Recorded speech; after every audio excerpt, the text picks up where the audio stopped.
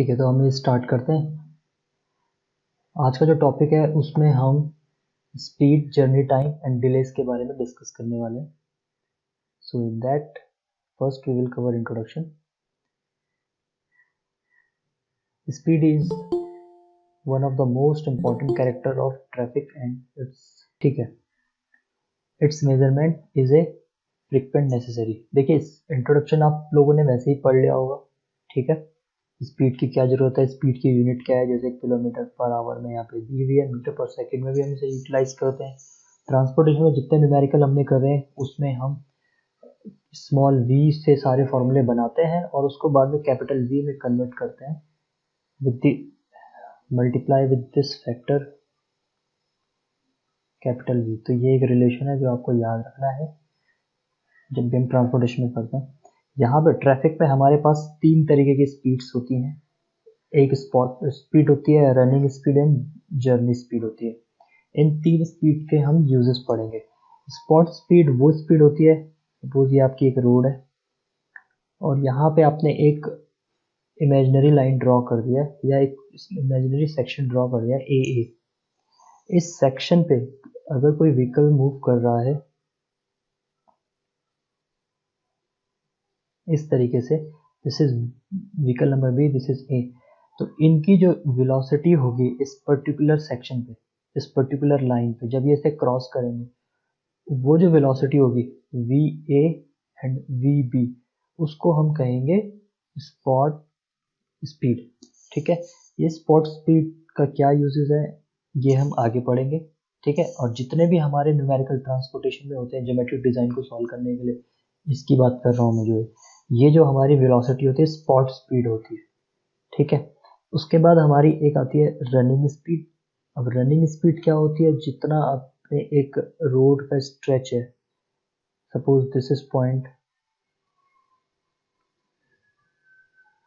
There are two points, point number A and point number B, इसके बीच में आपकी 5 किलोमीटर की डिस्टेंस है।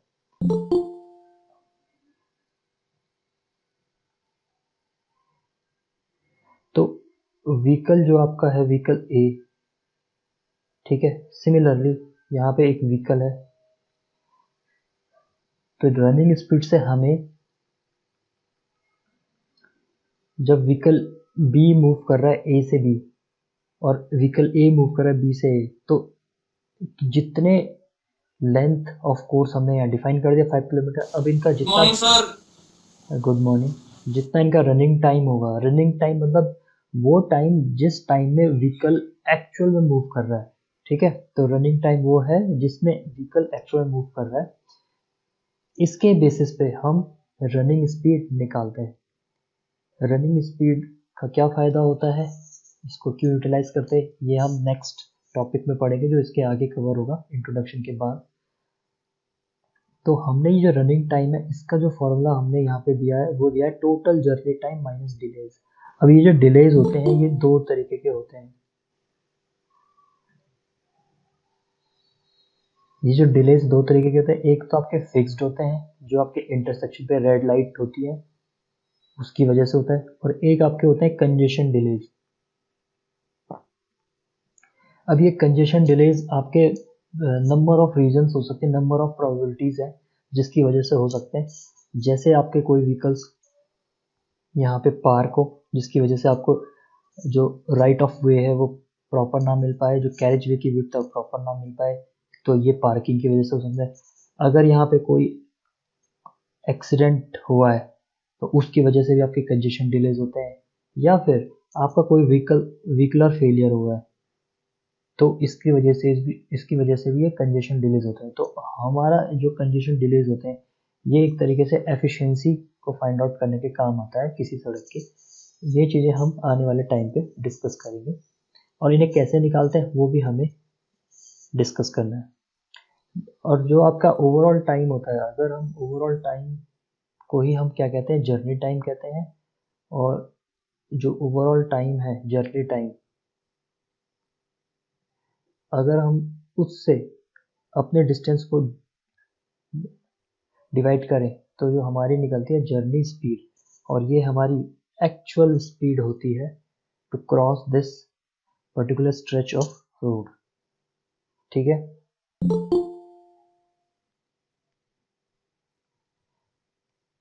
तो यहाँ पे इंट्रोडक्शन पोर्शन में ये 3 चीजें थी कि हमारे पास 3 तरीके की स्पीड्स होती हैं और इन तीनों तरीके की स्पीड्स का जो रिस्पॉन्स होता है, जो इम्पोर्टेंस होता है, वो अलग अलग होता है अलग अलग स्टडी के फेवर में।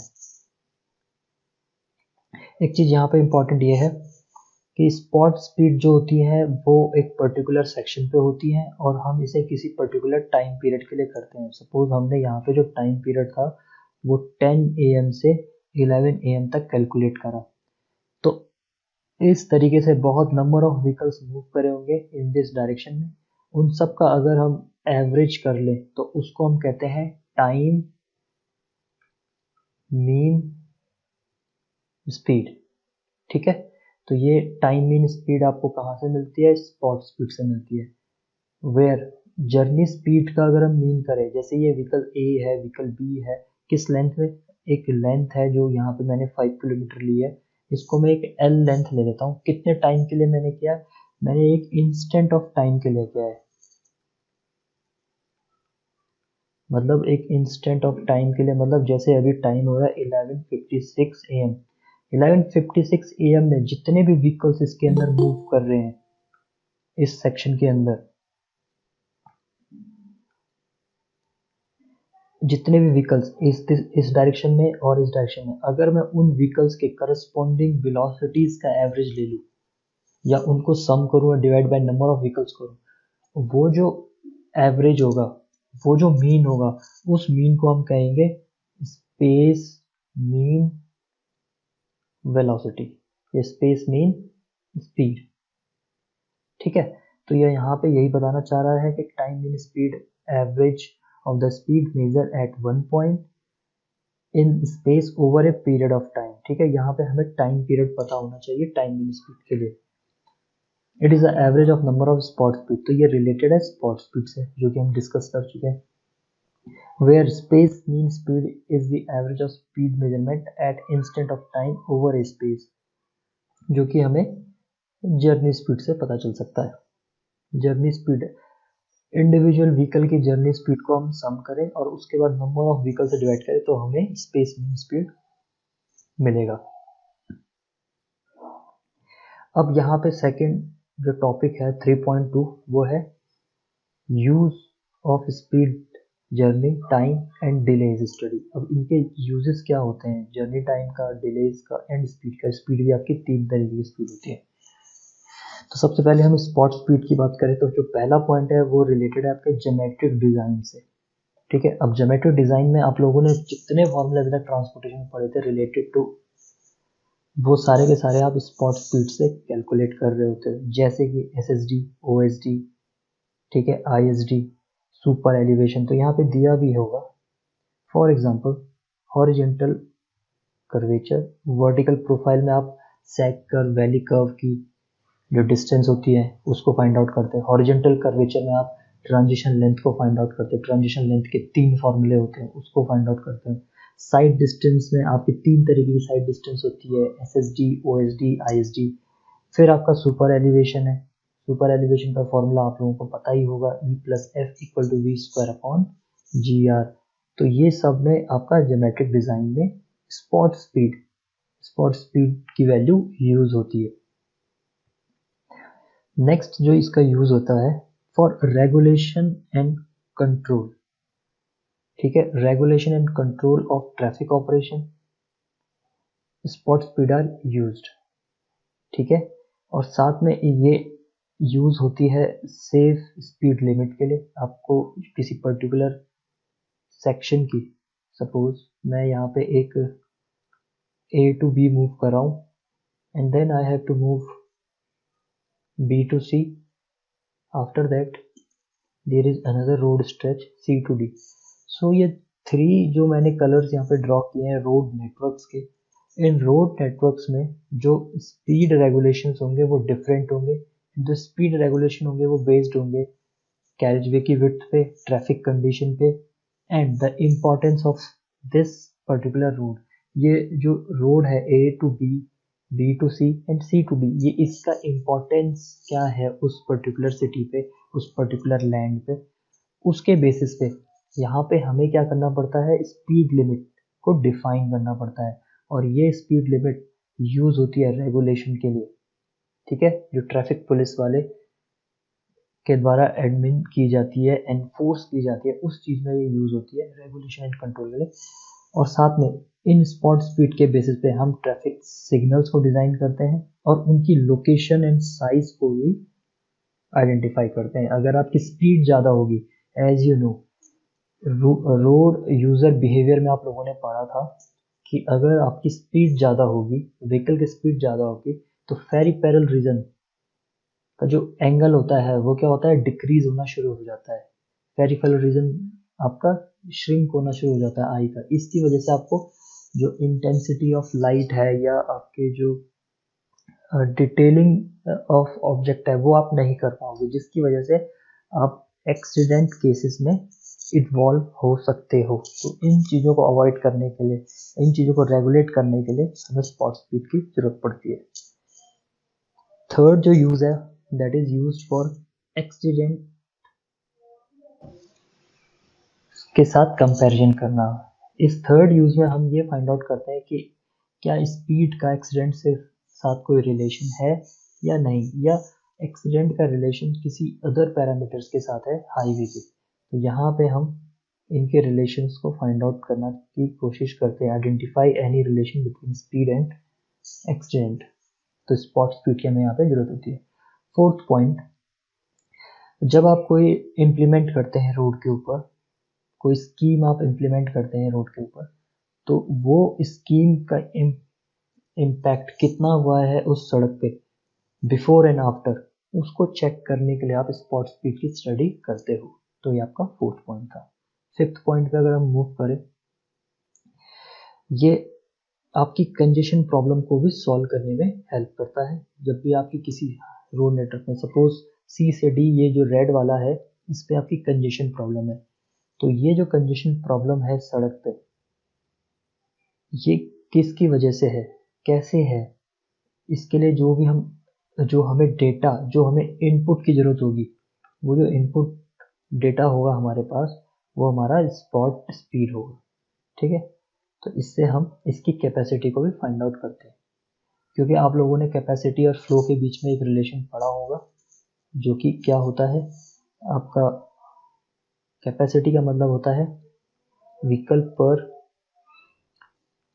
टाइम पर लेन, ठीक है, number of vehicle flow a particular point within a time period T on a particular lane, तो ये कैपेसिटी होता है, ठीक है। और जो फ्लो होता है, फ्लो मतलब होता है number of vehicle per unit time.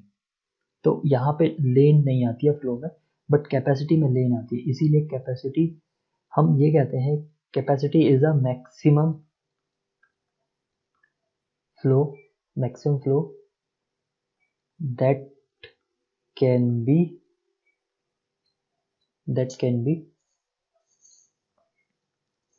provided to a road। तो हम इसे ऐसे भी कह सकते हैं, ठीक है।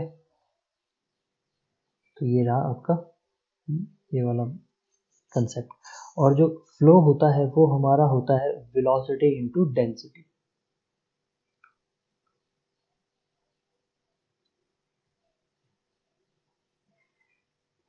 तो ये हमारा रिलेशन होता है और इसी से हम अपना कैपेसिटी भी निकाल सकते हैं। तो ये चीज़ें हमारी थी यूजेस ऑफ स्पॉट स्पीड की। अब हम बात करते हैं uses of journey speed and delays, ठीक है।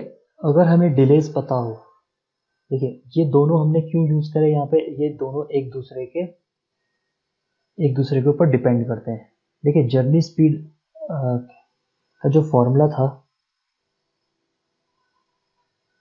Journey speed is equal to length of stretch divided by total time. अब this total time is correlated with running time plus delays. इसीलिए journey speed is related to your delays, because देखिए किसी सड़क में move करने का जो running time होगा, अगर आपने यहाँ पे जो स्पीड लिमिट है वो 20 है, यहाँ पे स्पीड लिमिट 30 है, और जो रेड वाले पे स्पीड लिमिट 10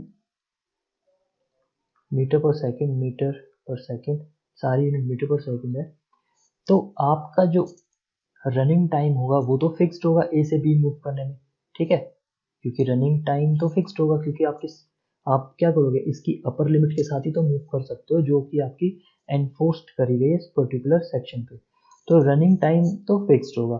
अब जो आपका टोटल टाइम है वो किस पे डिपेंड करता है, टोटल टाइम अब आपका डिपेंड करता है डिलेज पे। इस वजह से टोटल टाइम जब डिलेज पर डिपेंड करता है तो आपकी जो जर्नी स्पीड होती है वो डिलेज पर डिपेंड करती है, इसीलिए ये दोनों एक साथ यूज करे गए। अब यहाँ पे जो डिलेज होता है वो दो तरीके के होते हैं, एक तो आपके जो इंटरसेक्शन पे डिलेज होते हैं ड्यू टू स्टॉपिंग और गिव वे साइंस की वजह से, दूसरा आपका वहाँ पे जो रेड लाइट आपको प्रोवाइड की जाती है उसकी वजह से, तो वो जो दोनों डिलेज होते हैं उनको हम कहते हैं फिक्स्ड डिलेज, ठीक है। लेकिन इसके अलावा जो मैंने आपको बताया था यहाँ पे कि अगर कोई व्हीकल पार्क है, इसकी वजह से किसी व्हीकल का ब्रेक डाउन हो गया है उसकी वजह से, और अगर कोई व्हीकल एक्सीडेंट हो गया, ये 3 कंडीशंस हैं, इनकी वजह से जो डिलेज होते हैं वो आपके जो डिलेज होते हैं उनको हम कंजेशन डिलेज कहते हैं। अब देखिए, अब आपका फिक्स डिलेज किसी पर्टिकुलर रोड नेटवर्क पे, वो तो आप पहले से डिफाइन कर सकते हो, जैसे ये बी पे इंटरसेक्शन है, ठीक है, तो बी पे red light for A B road is fixed, similarly for red light for B C road at B point is also fixed, वो तो आपने क्या कर रखा, तो डिजाइन किया हुआ है, ठीक है, तो वो चीज तो फिक्स्ड है। So what is the main variable thing in that equation is only congestion. So journey speed is based on congestion. तो यहाँ पे ये एक रिलेशन है जिसको आपको आगे जब आप इसको पढ़ेंगे तो आपको इन चीज़ों को थोड़ा थोड़ा क्लियरिटी आपके दिमाग में आएगी कि क्यों हमें डिलेज एंड कंजेशन पे इतना ज़्यादा फोकस करना पड़ रहा है। Now come to the usages of journey speeds and delays. The cost of journey depends upon the speed at which it is made, ठीक है, इसको अभी आप समझाएंगे। In all highway economic study, देखिए जर्नी स्पीड जो होती है वो हाईवे इकोनॉमी को स्टडी करने के फॉर्म में आती है। Journey speed and delays are highly important. क्या मतलब है यहाँ पे इस लाइन का ये मतलब है कि जो कॉस्ट होगी, कॉस्ट यहाँ पे दो तरीके की होती है, एक तो आपकी ऑपरेशन कॉस्ट होगी, कॉस्ट अभी कॉस्ट बहुत सारे पैरामीटर पर डिपेंड कर सकती है। For let's take the example, एक सिंपल सा एग्जांपल ले रहे हैं। फिर से हमने क्या किया, ए से बी ये सड़क बनाई। अब कॉस्ट अभी मैं यहाँ पे सिर्फ दो पैरामीटर पे जो कि मेजरली इम्पैक्ट कर रहे हैं वो मैं बता देता हूँ। एक तो आपका हो जाएगा operation cost, operation of vehicle, ठीक है, एक तो ऑपरेशन ऑफ व्हीकल।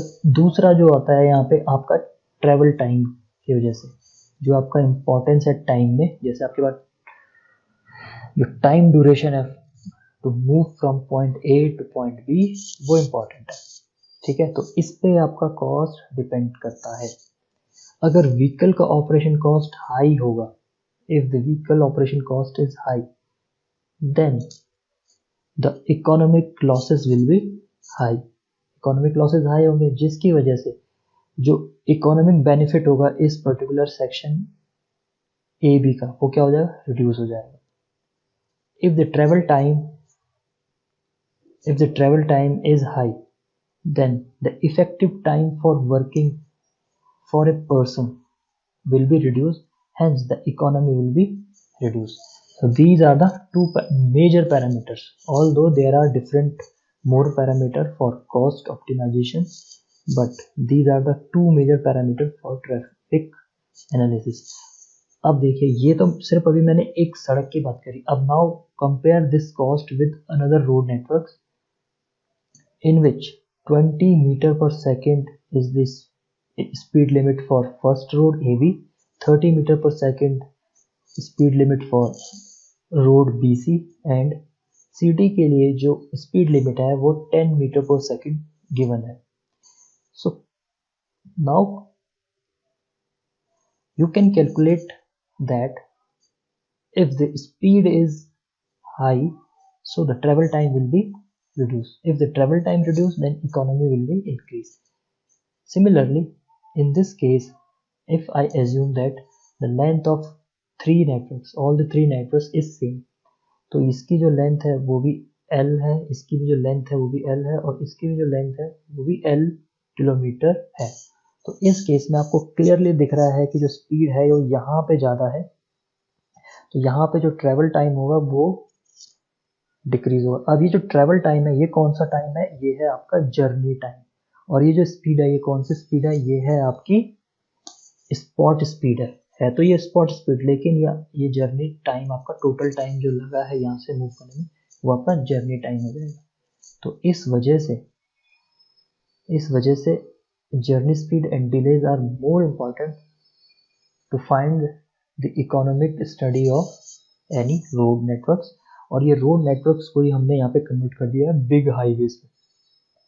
जैसे एग्जांपल के लिए एक्सप्रेसवेज होते हैं, नेशनल हाईवेज होते हैं, eastern, western, southern, peripheral expressways जो हम बनाते हैं, ये सारे हमारे बेस्ड होते हैं इकोनॉमिक स्टडीज पे. And we are trying to make these expressway having more capacity and less travel time so that the goods and passenger can be moved rapidly. तो हमारा यही है. इसी तरीके से हम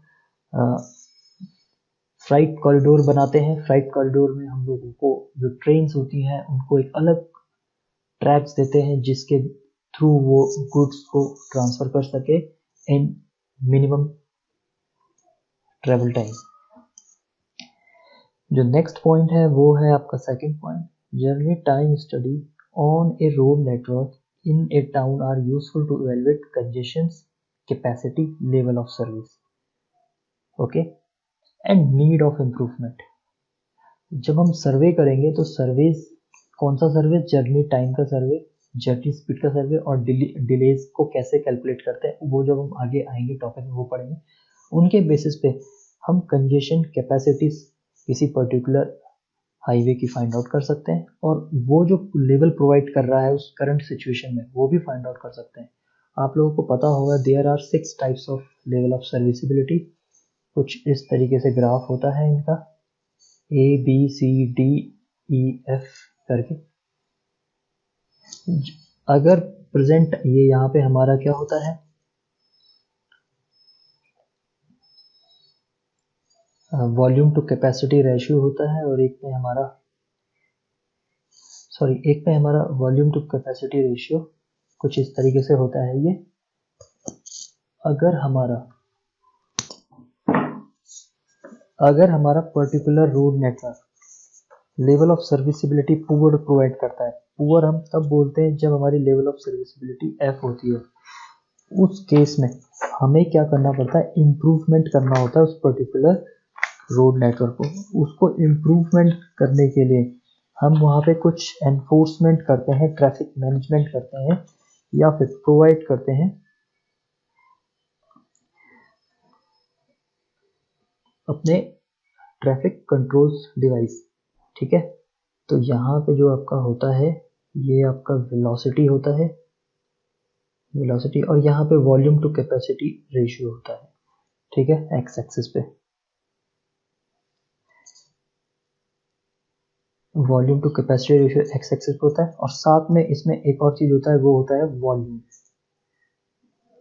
ट्रैफिक वॉल्यूम, और इसकी जो यूनिट होती है PCU पर आवर होती है. तो दो एक्सेस आपको पैरेलली बनाने होते हैं और उसके बेसिस पे आपको सॉल्व करने होते हैं. F तब होता है जब आपका 1 का पॉइंट होता है, और 1 के बाद आपका जो स्पीड है और साथ में जो PCU वो डिक्रीज होना शुरू होता है, तो वो रीजन आपका F कहलाता है. इसको फिर से समझ जाते हैं क्योंकि ये आपको आगे आएगा ही। देखिए कुछ इस तरीके से आपका ग्राफ होता है। यहाँ पे आपकी वेलोसिटीज होती है, ये 0 से स्टार्ट होती है मैक्सिमम 120 kmph तक। एंड यहाँ पे हम ड्रॉ करते हैं अपने कुछ ग्राफ को कुछ इस तरीके से। अब यहाँ से हम एक एक्सिस लेते हैं जो आपको शो करता है volume to capacity ratio. At this point ये 1 होता है और यहाँ से ये डिक्रीज होता है इस तरीके से।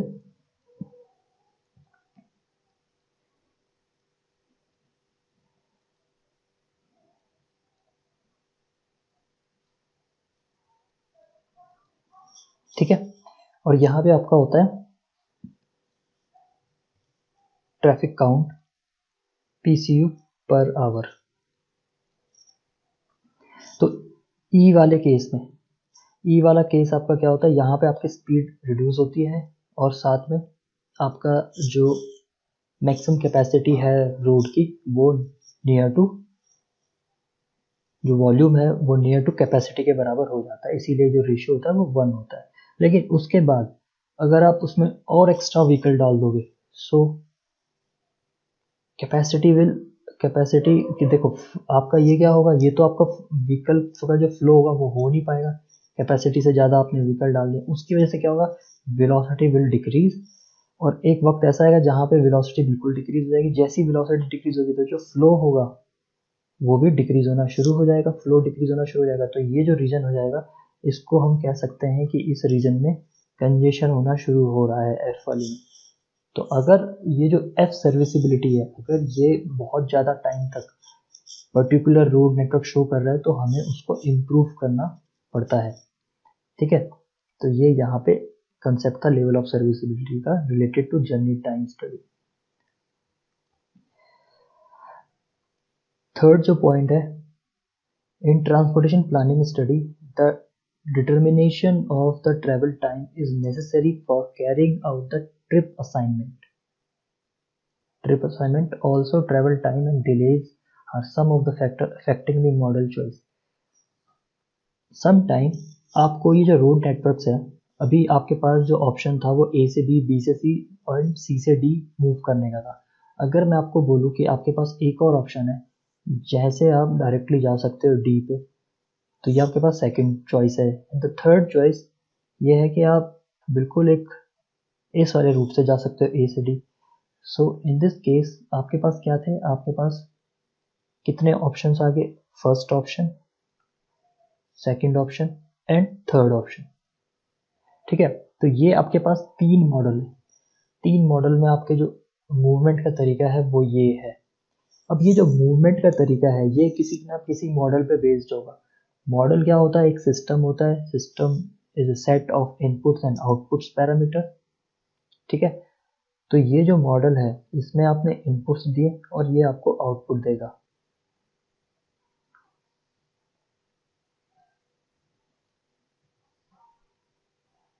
आउटपुट, इसी को हम कहते हैं मॉडल और सिस्टम।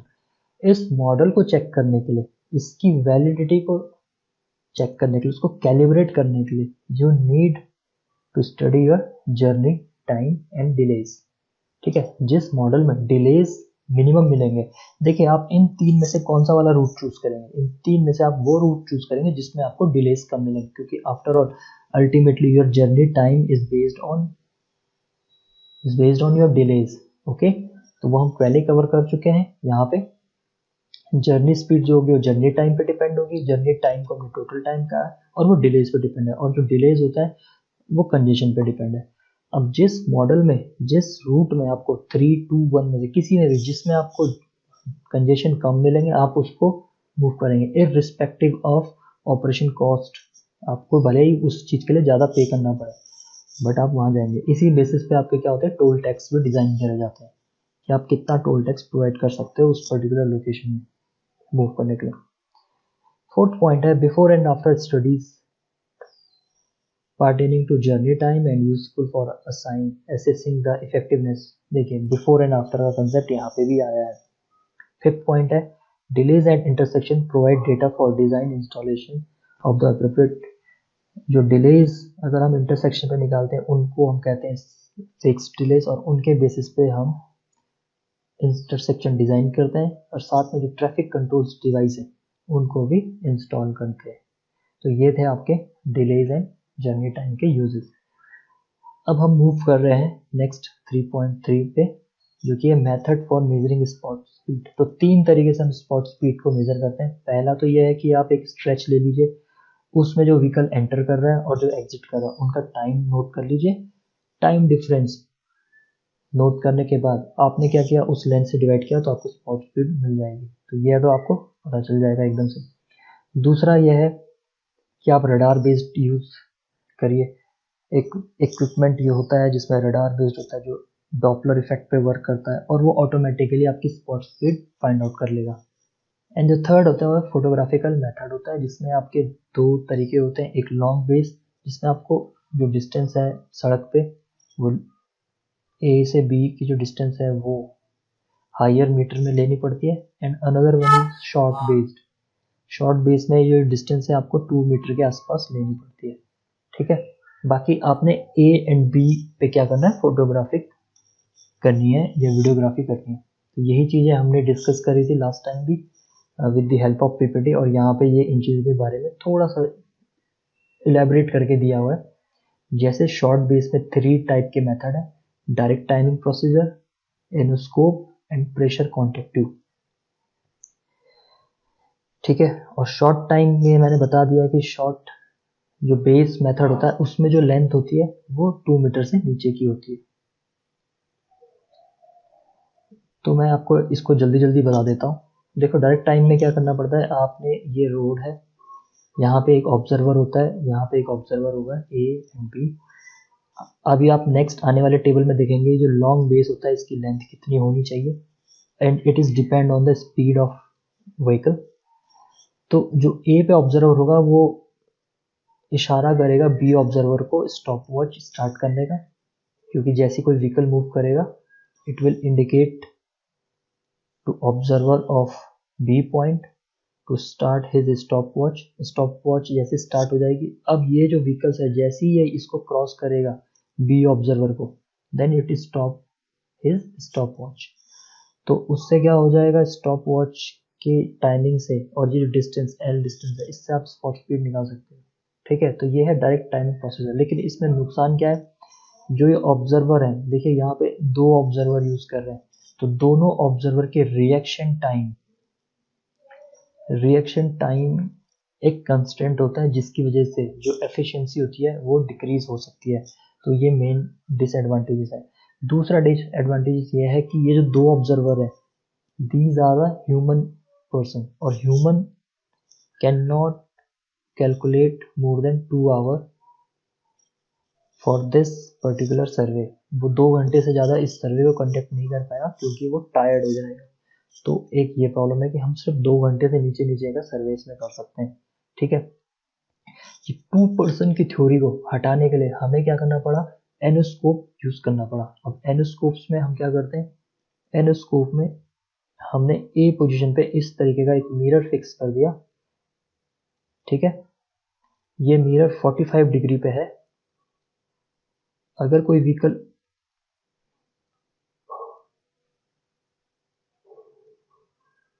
देखिए ए पोजीशन पे हमारा एक मिरर है, 45 डिग्री का एंगल है।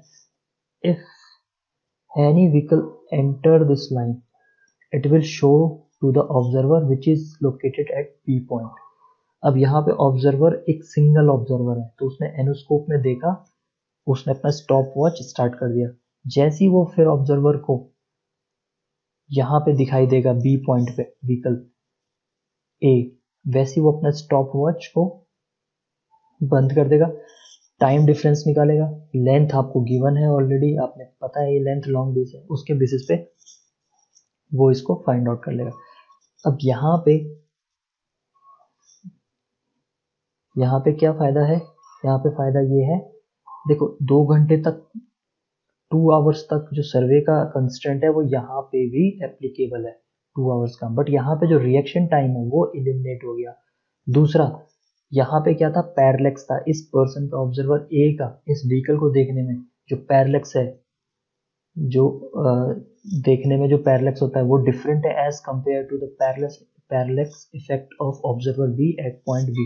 तो यहाँ पे पैरेलक्स इफेक्ट भी रिमूव हो गया ऑप्शन नंबर सेकंड में।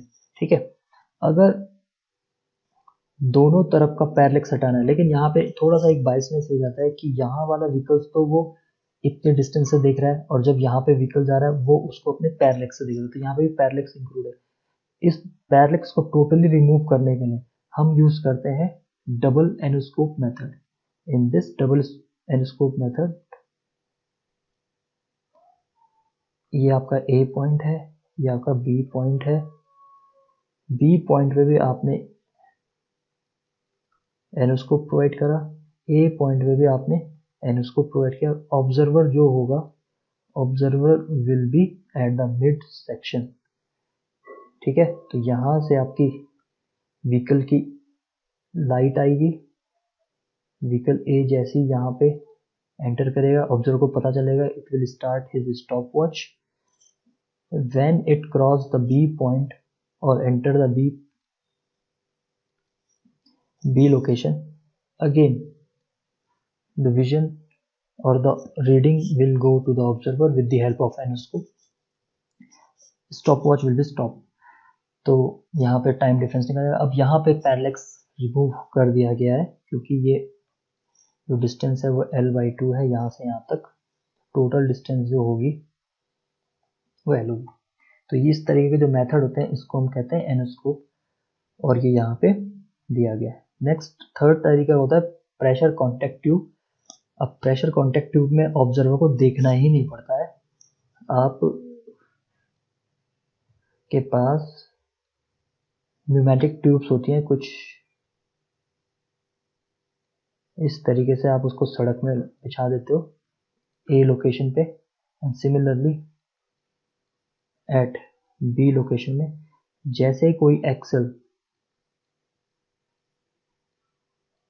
इसको क्रॉस करेगा, ठीक है, ये इतने लूप्स में होती है, 6 मीटर ऐसे में डाली जाती है, तो एयर यहाँ पे फ्लक्चुएट होगी, एयर प्रेशर फ्लक्चुएट होने से जो स्टॉप वॉच होगी जो ऑब्जर्वर के पास होगी दैट विल स्टार्ट इटसेल्फ, वो अपने आप ही स्टार्ट हो जाएगी। जैसे ही ये एक्सल यहाँ मूव करेगा अगेन फ्लक्चुएशन होगा एयर प्रेशर में, जो इलेक्ट्रोमैग्नेटिक की हेल्प से इस स्टॉप वॉच को बंद कर देगा। तो इसमें ऑब्जर्वर को सिर्फ स्टॉप वॉच को ही रीड करना होता है, और some time this mechanism also done by the computers and other programs, तो वहाँ पे ऑब्जर्वर की जरूरत भी नहीं होती है।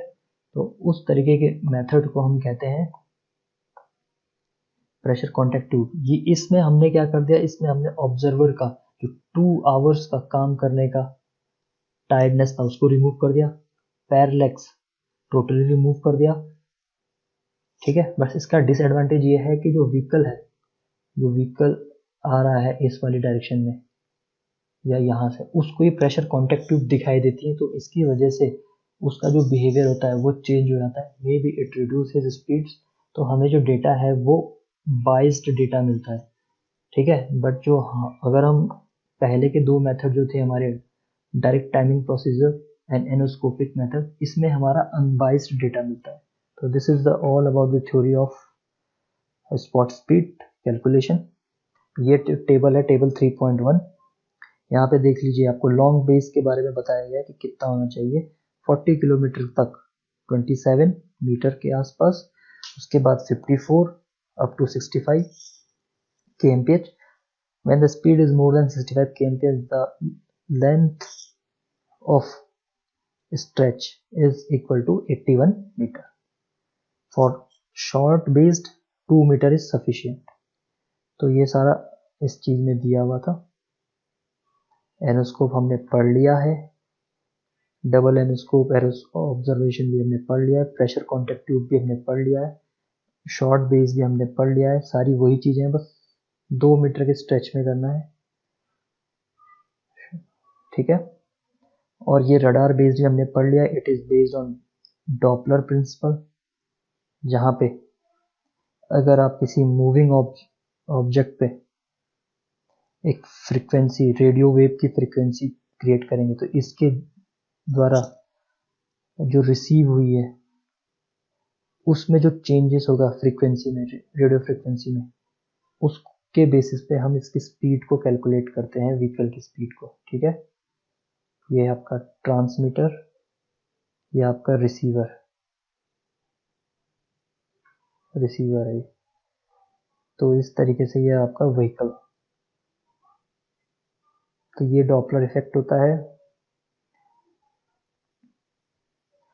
तो ये हमें पेमेंट जो कैरेज वे होता है उसके नियर में रखना होता है। इसकी हाइट 1 मीटर के अप्रॉक्स होती है। इसका जो एंगल होता है 20 डिग्री तक रखना होता है। इसका फ़ायदा ये होता है कि ये दोनों डायरेक्शन में, ये व्हीकल यहाँ मूव कर रहा है और एक व्हीकल अगर यहाँ मूव कर रहा है, इसका भी कैलकुलेट कर देगा।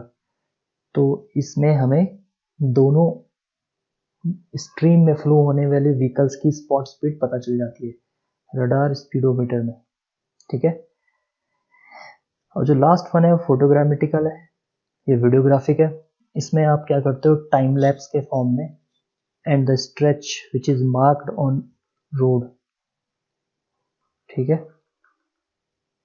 ये आपकी रोड है, इसमें आपने ये स्ट्रेच अगर मार्क करें, यहाँ पे जब व्हीकल आता है तो आपने उसका टाइम नोट करा है फोटोग्राफिक में या फिर वीडियोग्राफिक में। जैसे ही वो बी पे आता है तब आप उसका टाइम नोट करते हो। दोनों के डिफरेंस से आप स्पॉट स्पीड फाइंड आउट कर सकते हैं। तो जो सबसे इंपॉर्टेंट है, जो आजकल यूज हो रहा है, वो है फोटोग्राफिक मेथड। इसका सबसे बड़ा फायदा ये है कि ये क्राउडेड एरिया में यूज हो सकता है। एक ऐसी स्ट्रीट जहाँ पे आप ऊपर दिए गए प्रेशर कॉन्टेक्ट ट्यूब या एनोस्कोपिक या डायरेक्ट बेस मेजरमेंट नहीं कर सकते हो, वहाँ पे आपका वीडियोग्राफिक मेथड या फोटोग्राफिक मेथड यूज हो सकता है, और ये वेरी इंपॉर्टेंट है। तो आजकल जब भी आप डेटा स्टडी करोगे या डेटा कलेक्ट करोगे, इवन ट्रैफिक पुलिस और एडमिनिस्ट्रेशन ये जो पॉलिसी मेकर्स होते हैं, वो सारे के सारे इस वाले मेथड पे स्विच करते हैं, वीडियोग्राफिक मेथड पे। So this is all about today's lecture. अब जो नेक्स्ट लेक्चर है उसमें हम लोगों को पढ़ना है running speed and journey speed को कैसे मेजर करते हैं। इसके जो 3 मेथड्स हैं, ठीक है, ये हम पढ़ेंगे। इसमें जो फर्स्ट वन है ये वेरी इंपॉर्टेंट है, मूविंग ऑब्जर्वर मेथड, और मेरिट्स एंड डीमेरिट्स भी इसमें पढ़ेंगे। So this is the end of lecture. Thank you.